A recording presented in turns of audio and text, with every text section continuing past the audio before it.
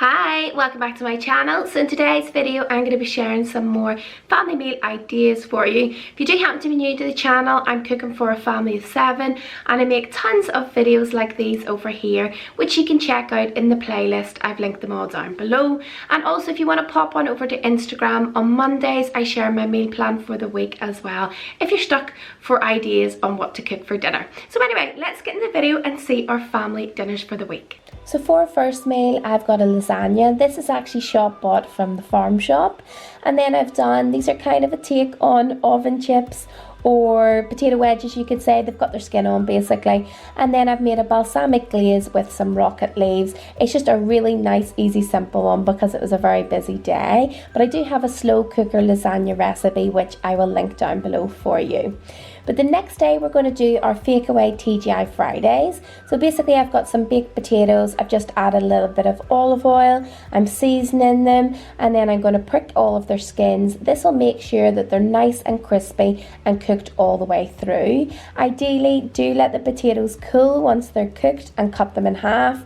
But I've just went on ahead as you can see here. And I'm skipping the insides of the potatoes out. These are going to make loaded potato skins. So I pop the skins back in to crisp up for another 15 minutes.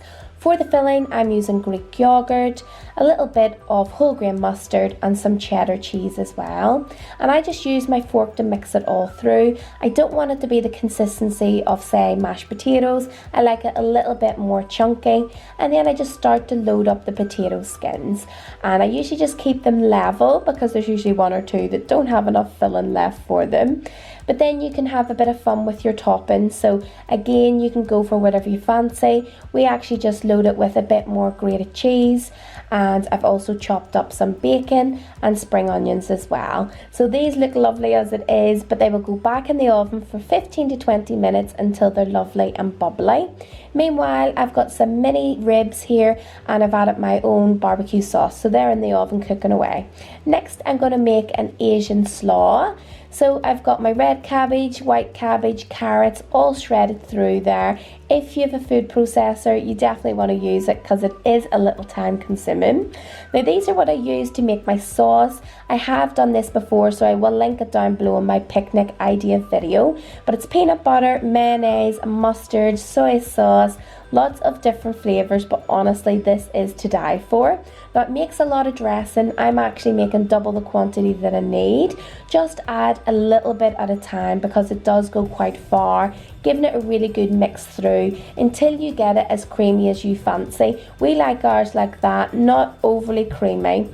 And don't add the dressing if you're going to store this overnight or you're taking it somewhere. 1 hour before is enough.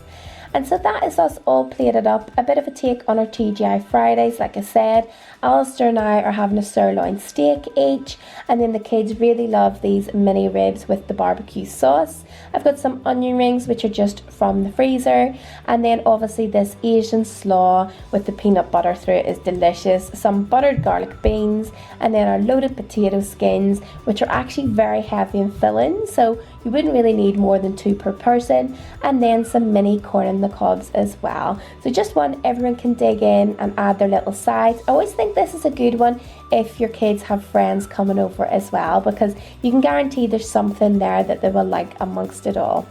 Then the next day we're having some soup. So this is going to be a spicy carrot and lentil coconut soup. So we've got our carrots, red lentils, a brown onion, a couple of chicken stock cubes, a can of coconut milk, and then for spices I've got some ground garlic, chilies, some cumin, and then I'm going to use some korma curry powder as well. So I've just chopped all the veg up and I'm simply seasoning it with a little bit of oil, and I want to soften those all down. I'm going in with the chili flakes. I would say about a tablespoon to 2 tablespoons depending on how hot you like it, and in with a little bit of the korma curry powder as well. Again, suiting it to your own taste because you can add a little bit more in later if you need to.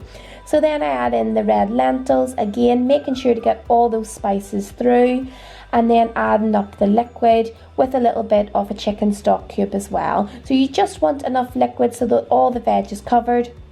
And then after about 20 minutes, the lentils will take on all that liquid, everything will soften, and then I go in with my stick blender to make sure everything is nice and pureed.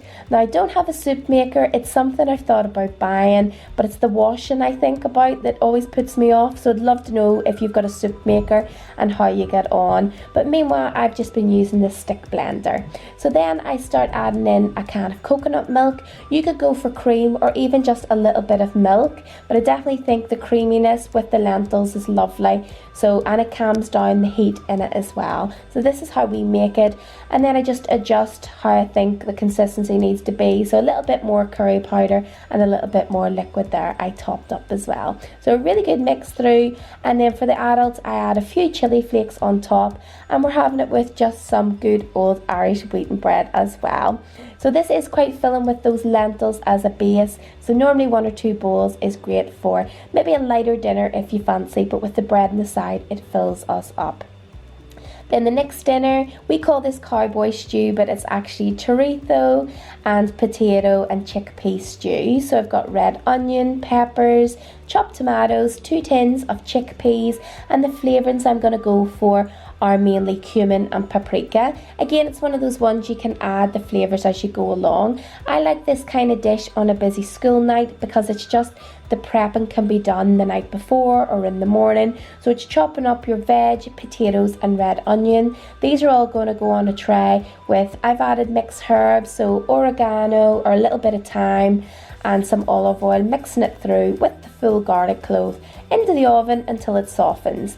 And then with the chorizo sausage, you could also add chicken to make it more of a tray bake. I've done that before, so I will link that down below. But I've chopped up my chorizo and my onions and the garlic. That goes into the pan, and then I've also added in my seasonings because this is where you want to get all your flavouring in as well. So we've got paprika and the cumin, and the oils have been released from the sausage. And then I add in 2 tins of chopped tomatoes, my chickpeas, a little squirt of lemon, and once all the tray bake is cooked, add in your veg as well. And you want to do this about 10 to 15 minutes before you serve because you don't want it sitting on the hob for too long or it can go a little bit mushy. So just enough to mix everything through so that all the flavours are combined, and then you've got your chickpea and chorizo stew, or cowboy stew as we call it here, and we're having it with just a nice buttered loaf as well. So everyone really loves this. It's a good way to get some of the veg into the kids as well, because Pearl is definitely my fussy eater in the house.